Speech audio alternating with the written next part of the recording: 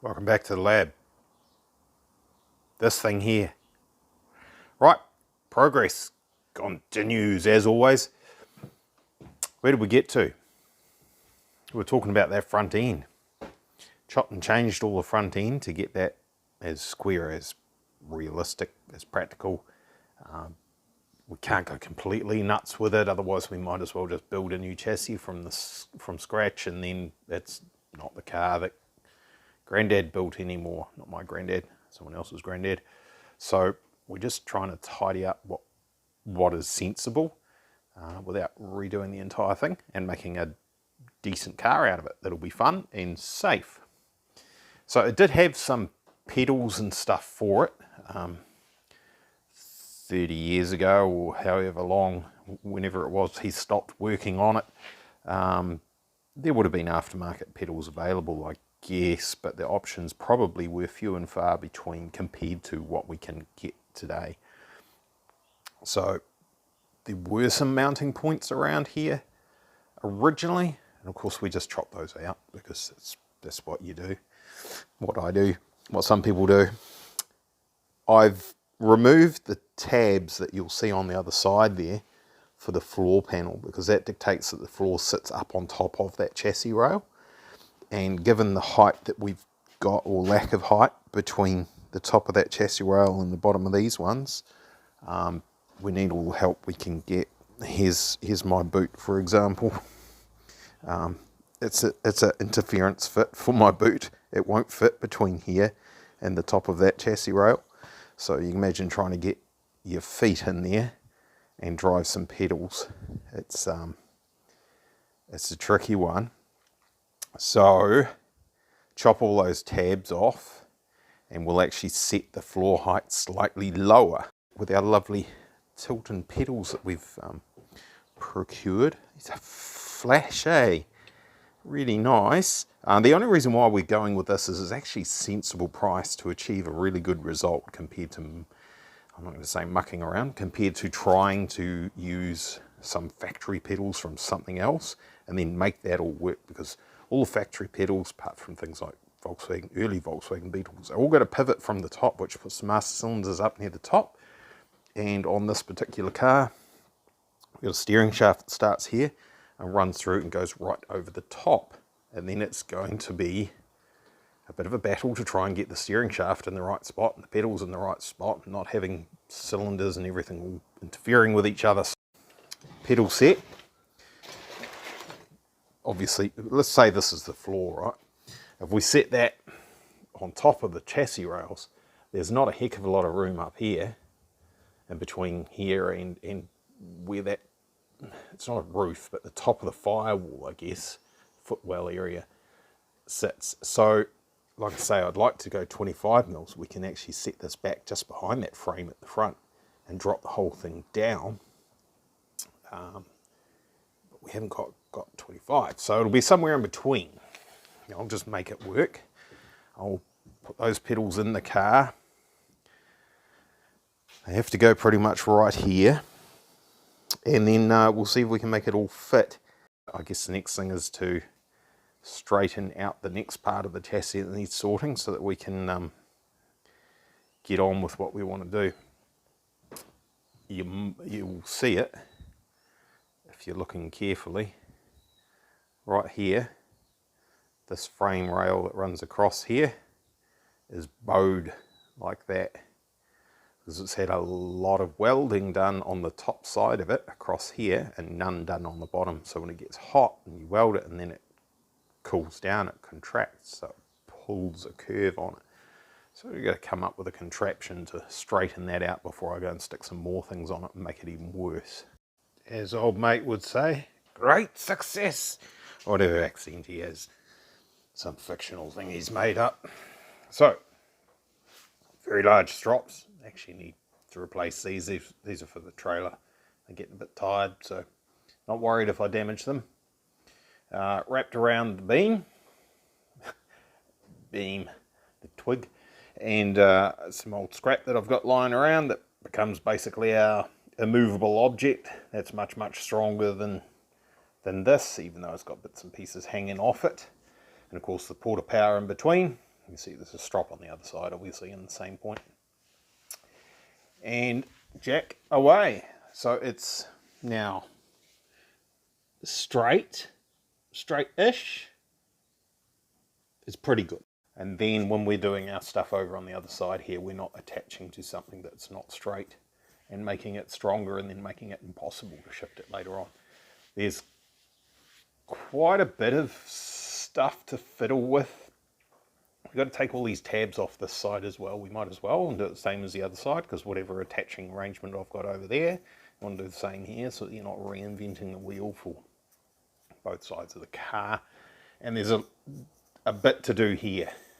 The seatbelt attach point, I'm not entirely impressed with that, but it's better than nothing. It probably will work, be sufficient, but we'll upgrade it anyway, because we'll do something with the trans tunnel to, as I said earlier on, try and sneak as much room as we can in this thing that it looks like a good sized car, but it's actually really tiny when you're a big boy like me trying to fit in there. And I want to be able to test drive it when it's done.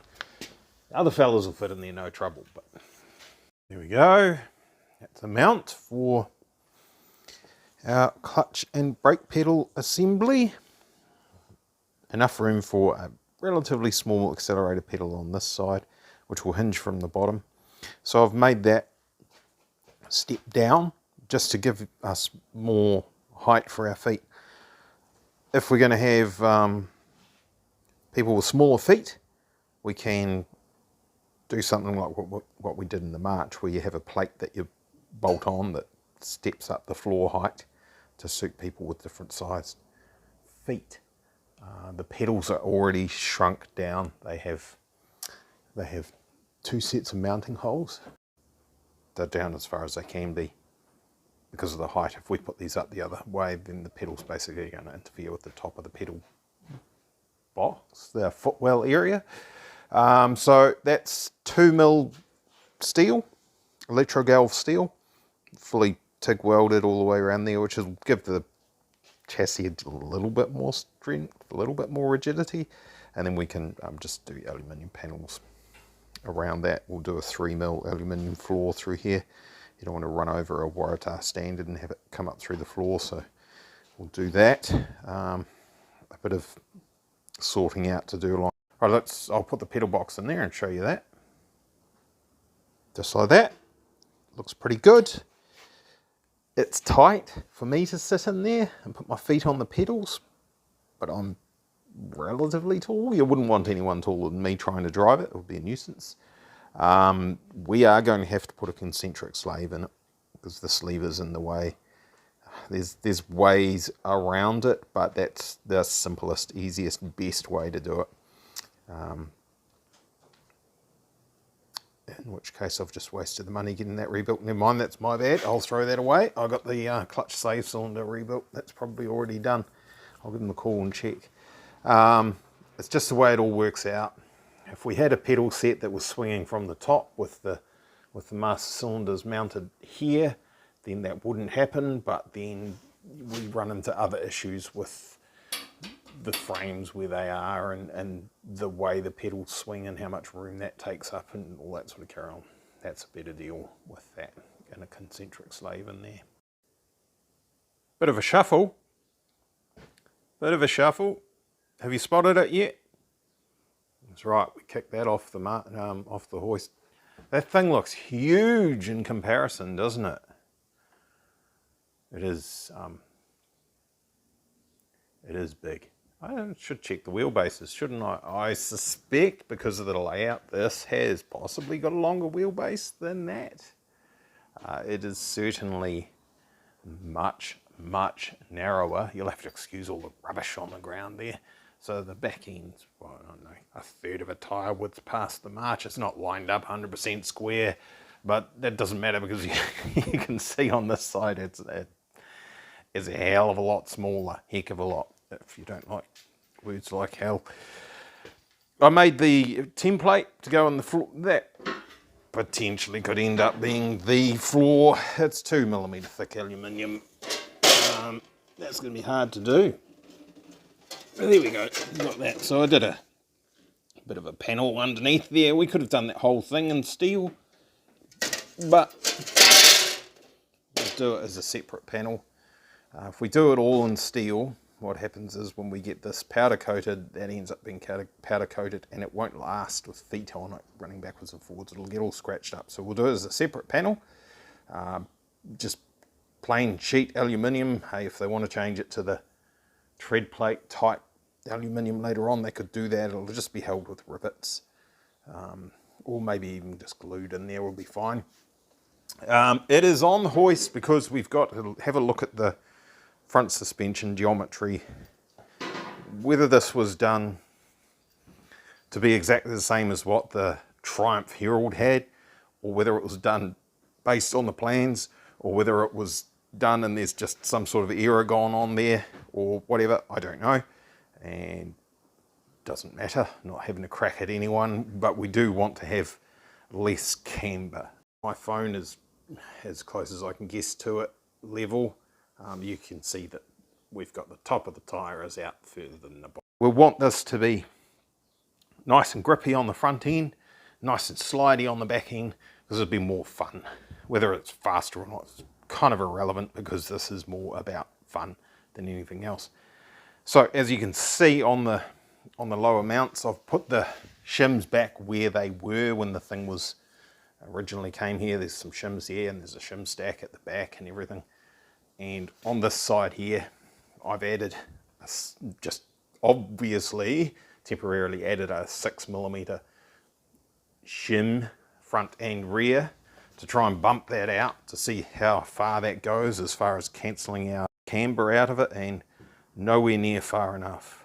And we've already run out of threads on our stud that's welded to that mount that's in the middle of your screen there.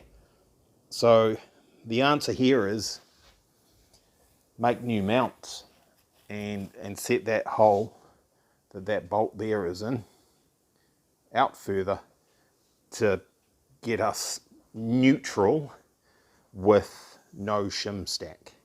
All right, and then you can put some shims in there and dial in some negative camber. We've still got a little bit of toe out happening, a tiny bit, and we've completely wound the tow rods, tie rods, steering rods, whatever you want to call it, wound those as far as they can go. So that's no good because you can't set up your wheel alignment properly. So I'll make some more of those brackets. We'll do that today. It is Thursday. We've still got some time to get some more content for a video for you guys tomorrow night. So we'll crack on with it. There may not be something happening with that. We'll see. That would have to be a separate video anyway. So we should carry on. Suddenly it's Friday afternoon. Did I talk to you about the camber on these front wheels? I did, eh? I can't remember what I said. That was a while ago. And I'm going to look like a fool because I could look back through my videos myself right now, but we ain't got time for that. So I've made new brackets on this side, and we'll make new brackets for that side to correct the camber on the front wheels. If we have a look at this one, how do we line that up with the rear wheel? Bit difficult, but this one's pretty close to neutral now with the new brackets there. That's one, and the one at the back. You can actually see from the dirt on the tyre, see how it's dirty up to there and then it's clean? It was running quite a lot of camber, a couple of degrees that way, as per this side, which has not been corrected. That phone is pretty level. If you look at the, I don't know, the flutes, is that what they call them, on the garage door as an example of what horizontal is. That's the couple of degrees I'm talking about that way. And again, you can see the dirty patch on the tyre kind of stops and the inside of the tyre is clean. That's even with some shims in here. So new brackets, no shims, neutral. Those are created by purchasing some of this from someone's scrap metal box. 50 by 75 by 6. Gives us 38 in between here. The factory ones were 5mm thick.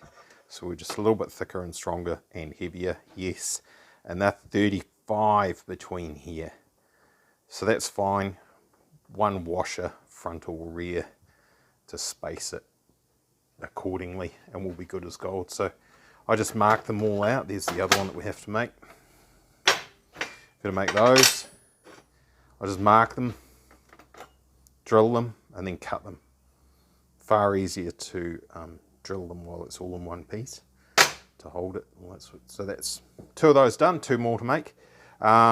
These, probably following the instructions, these had bolts welded onto the brackets for clearance issues. I'm assuming if you had the full bolt head there, it would hit the bush on the suspension arm.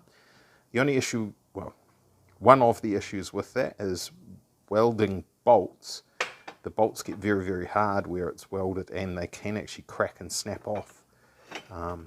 This bracket in particular had another bolt that was not welded, so that would probably hold together relatively okay. This bracket had 3 bolts, so I guess the chances of all 3 of them breaking, unless 2 of them busted off and you hadn't noticed and then the 3rd let go. But that's just a thing that's, it's just the way it was done, and we will fix it and not do it that way. There's heaps and heaps of room there now, as you can see, lots and lots, and we can put normal bolts in there and not have to weld them. Better all round. That change in the geometry down there at the bottom to get the camber sorted out will have changed the geometry for the steering rack. Just eyeballing it, it's probably going to have some bump steer, so when the car goes up and down, the front wheels will toe in, toe out. And my guess is the steering rack needs to come up to alleviate that, and that's fine because we've got heaps of room here, and there's a lot of room, a lot of length on these U-bolts, so we can put some spacers under there, shift the rack up, cancel out that bump steer, have a better handling car, more fun. Although sometimes it's fun when cars have weird characteristics, right? That's why people like old cars, I guess. They're not just dull and boring and don't do anything to entertain you while you drive them. It's quite good when the back end steps out under braking or something like that, you know. Right, I'll get these other 2 done. We're 12:30. We were supposed to be something on that yesterday. Other people's cars, not so good, so that's been delayed, and I don't think that'll happen today. So, never mind, I was looking forward to that. Right, we'll carry on with this. I overshot a little bit. It's okay. I'm not bothered. It'll be fine. We've got about 2 degrees of camber now. Despite using blocks of metal and whatnot to space, well, I only did this side to be fair, but there was the same change on both sides, to space the lower mounts, the original mounts, out to try and get the wheel to neutral, so 0 camber or thereabouts, and measuring it all up and knowing what my target was and making them and fitting them, and now we've got 2 degrees. Well, not quite, right? I'm measuring 2 degrees, including the little bulge at the bottom of the tyre, because the tyres are basically flat and they're bulging out, so that's different to what it is at the top, so it's leaning the inclinometer over a little bit and giving us a slightly erroneous error reading. Erroneous error is not a thing. Erroneous reading. So that's pretty good. I'm stoked with that. That'll work. There's adjustment to be had if they want. If they want to dial in more caster, you can put the smaller original mount on there and shim it out, and that will give you less camber and more caster. Or you can put the smaller one on the back. It'll give you less caster and less camber. And you could shim the front and the back and whatever, and it could all cancel out and still the same amount of camber and change the caster. But anyway, point being, we're not 2 degrees camber now, which wasn't going to be much chop. Not these days anyway. So there's a couple of hours left in the working day, 3 hours, it's 2 o'clock. Might have a crack at doing this passenger floor the same as what we did on the driver's side, I may have said, and I certainly suggested to the customer the amount of time that was involved. I don't think it's worth it. And no, he reckoned it was. So I'm okay with that. That's fine. If he's happy to spend the money and do it, let's do it. It's certainly, it worked out really well on this side. He was stoked with the little step that I put in there to raise the pedals up, because you basically end up with your heel just in there, so it's quite nice positioning, he thought, and that's what I thought it would be like. Other people may differ in opinion, and that's fine. So I'll probably go and get some more cut-off wheels, because I'm going to run out of those. Sort out this side here and have a think about what I'm doing with my accelerator pedal, and potentially get some stuff to do that while I'm out. There is enough billet aluminium here, I could make something from that, and cross fingers that the old heap of crap over there doesn't live up to its name. Alright, you tubesters, watchers, followers, lab rats, what do you want to be called? Tabs all chopperized, removed, cut out, gone, gonerized. So it's about 4 o'clock. I'm not going to have time to make that other side look like this side, minus the pedals. And there's a little bit of rust to deal with. Not a big deal. This is, it's not very clear in there, is it? I should have brought the torch over. Oh, you can see that one better. You have two surfaces lapped over the top of each other. If you allow oxygen to get in there, you're going to get corrosion like that. So good camera skills today. Not just something to watch out for other people doing something similar. There's no problem with lapping things over the top of each other like that. Just weld the entire circumference of it to seal it so oxygen can't get in, because that's what rust grows with. Iron oxide, right? So you need the oxygen to create the oxide. So anyway, that will do for now. It was, we're not sure what the deal is. There was a piece in here, a piece of angle iron that had bolts on the end of it, so it was removable. We haven't figured that out yet. So pretty certain we don't need it. So it's going to end up being same as on this side over there. This angle here, I'm going to chop that out, brace, I guess you call it. Chop this out, extend it out to that corner and bring it up to this corner here. It'll make it more betterer, stiffer, and do the job nicer. Passenger side, not too much to do there. That's actually pretty good. It's got this angle iron, same as the driver's side here. And see how it's lapped up over the top there? It just makes it hard to put a flat floor in there. So I'll literally just cut it off at the ends. This end's a bit harder. We'll deal with this later. Cut it off at the ends, take it out of the car, remove this piece that'll be left behind, and then weld it back in so it's flush. So when we put a floor on there, it's nice and flat and easier to deal with. Just fussiness, right? I don't really have to do that, but I will.